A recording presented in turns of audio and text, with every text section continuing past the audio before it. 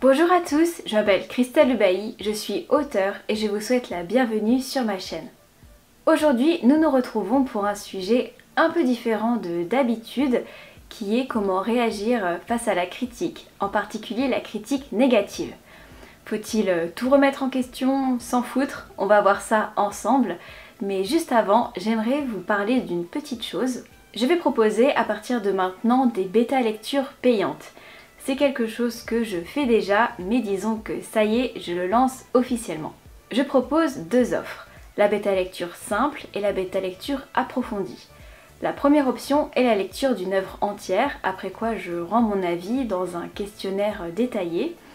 Les points que je traite sont très larges, intrigue, personnages, description, style, je passe tout en revue. Et si bien sûr vous souhaitez ajouter un point de vigilance ou si vous avez des questions, je serai ravie d'y répondre.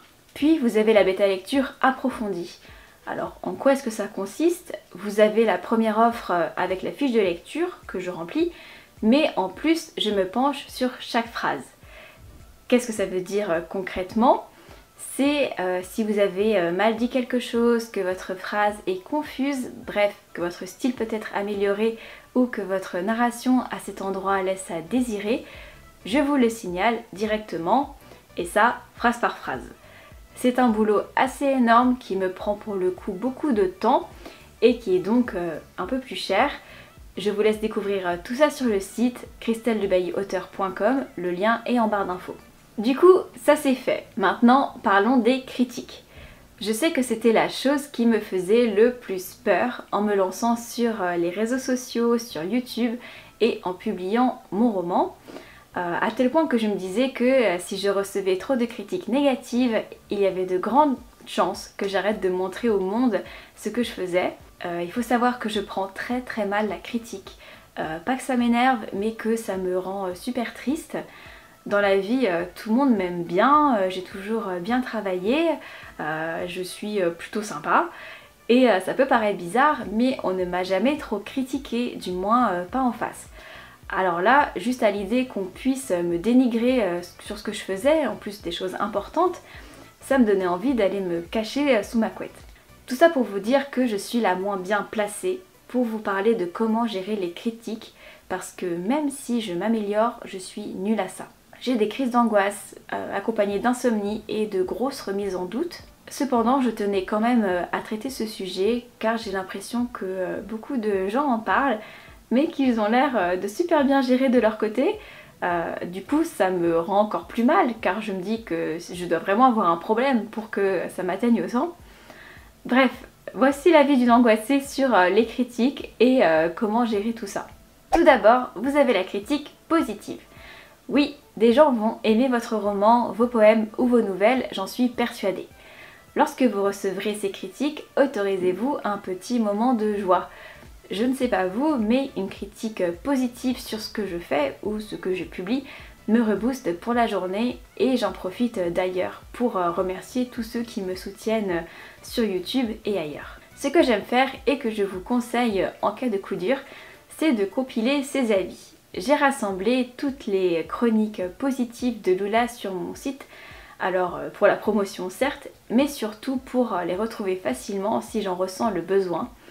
Pareil, j'ai un carnet qui me suit partout où je compile mes idées pour la chaîne, pour la promotion, mais où je recopie également certains mots adorables que je reçois. C'est mon arme anti-déprime, vraiment si vous êtes un peu sensible comme moi, je vous le recommande. Cependant, généralement, ce ne sont pas les critiques positives qui nous dérangent, mais plutôt les critiques négatives. Là, vous en avez trois genres. Le simple non merci, la critique constructive et la critique qui ne vise qu'à détruire. Le simple non merci est la critique négative la plus facile à accepter. C'est tout simplement lorsque votre livre ne correspondait pas à la personne. Ce n'est pas qu'elle avait quelque chose de spécial à lui reprocher, c'est juste qu'il n'était pas fait pour elle. Il y a des tas de livres que je n'aime pas sans raison particulière. Vous me mettez entre les mains de la romance, un polar, une histoire avec des mafieux, une intrigue politique, etc. Il y a très peu de chances que j'aime. Et attention, hein, les livres pourront être très bien, hein, une bonne narration, des personnages extraordinaires, c'est juste que ce n'est pas ma tasse de thé. Et forcément, votre ouvrage que vous avez écrit ne va pas forcément être destiné à tout le monde. Lula, par exemple, n'a pas été apprécié par certaines personnes et j'ai eu ce genre d'avis, c'est-à-dire il n'était pas fait pour moi. Alors les premiers que j'ai eus comme ça m'a complètement anéanti. Je me disais que si cette personne n'aimait pas, ça voulait dire que personne n'allait l'apprécier, qu'il était juste mauvais. Mais je me suis rapidement ressaisie et j'ai pensé à tous les livres auxquels j'avais déjà dit non merci. Il n'est pas possible que tout le monde accroche à votre roman. Si vous voulez limiter ce genre de retour, essayez de cibler vos lecteurs. Par exemple, ne démarchez pas des chroniqueurs qui ne lisent que de la fantaisie si vous avez un roman contemporain. Oui, ça nous arrive tous de sortir de notre zone de confort, mais autant mettre toutes les chances de votre côté. Ensuite, parlons de la critique constructive. Imaginons un lecteur n'a pas apprécié votre roman et vous explique pourquoi. Il a manqué telle ou telle chose, il aurait aimé que tel conflit soit plus développé, il a trouvé que votre style était un peu lourd, il restait des fautes, etc. Et il dit tout cela avec respect. J'insiste là-dessus. Être respectueux, ça ne veut pas dire parler comme un bisounours. Ça veut dire s'exprimer avec politesse sans oublier un soupçon de bienveillance. Et ça c'est important car je sais que le ton du message compte énormément. Des lecteurs de Lula m'ont fait leur retour, certains ont repéré des petits défauts et même si ça me fait une pointe au cœur, je les en remercie. Dites-vous que c'est rare de publier quelque chose de parfait pour tout le monde.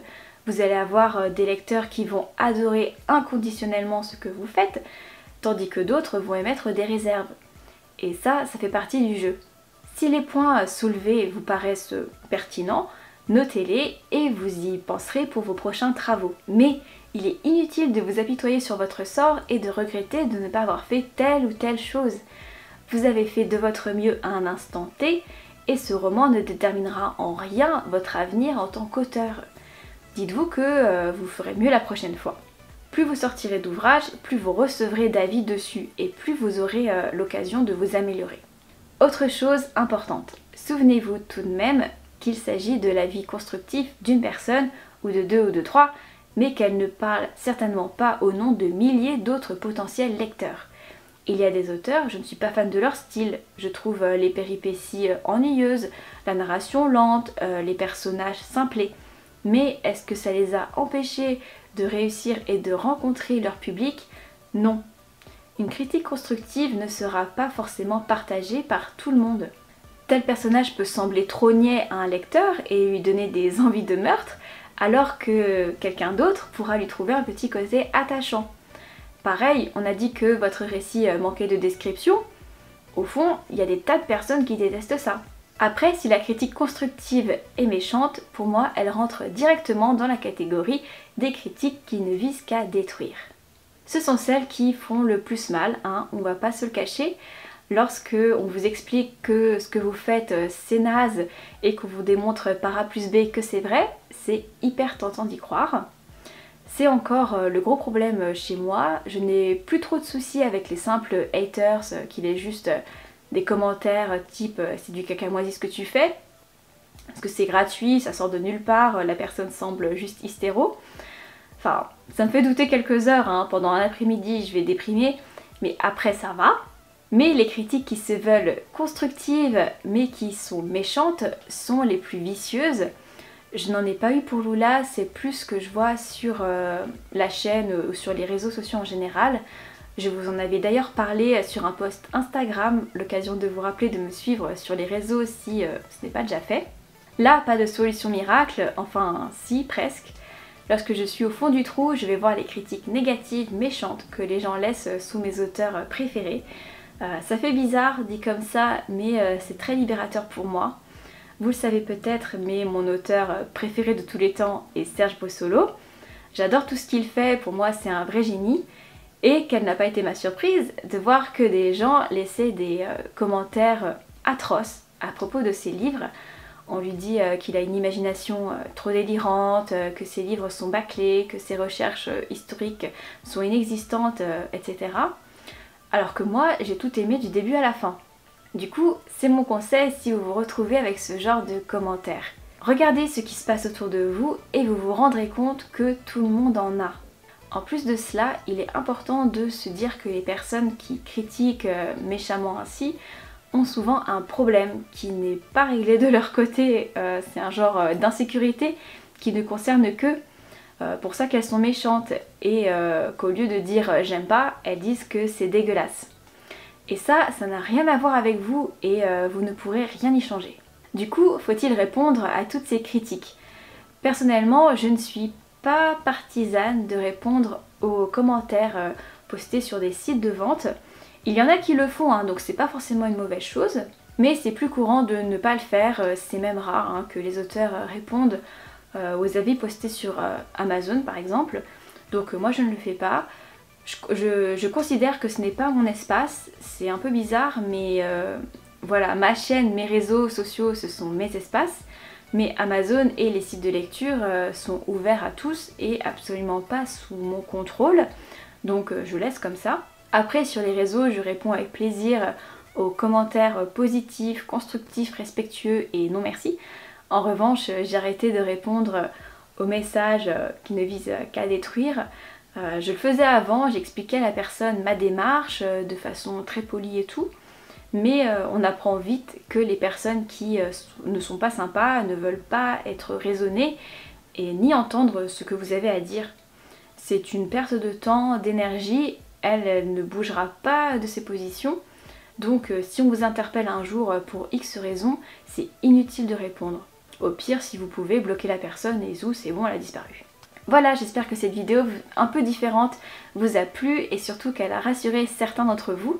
Encore une fois, je suis comme vous, sûrement même pire que vous là-dessus. Si vous aussi la critique ou les haters vous effraient, on est dans le même bateau. On va progresser ensemble, je pense que on s'endurcit tous au fur et à mesure. Mais voilà, c'est normal d'avoir peur des retombées lorsqu'on sort de sa zone de confort ou qu'on expose un petit bout de soi à travers un livre. En revanche, je suis fermement opposée à ce que la peur de la critique me bloque ou vous bloque dans quoi que ce soit. Si vous souhaitez vous lancer sur des réseaux sociaux, sur YouTube ou publier votre livre, faites-le. Oui, vous aurez des critiques, certaines vous feront progresser, d'autres vous enfonceront, mais au final, ce qui compte, c'est votre passion et le feu qui brûle en vous. Voilà, je vous retrouve la semaine prochaine pour une nouvelle vidéo. En attendant, écrivez bien, bye!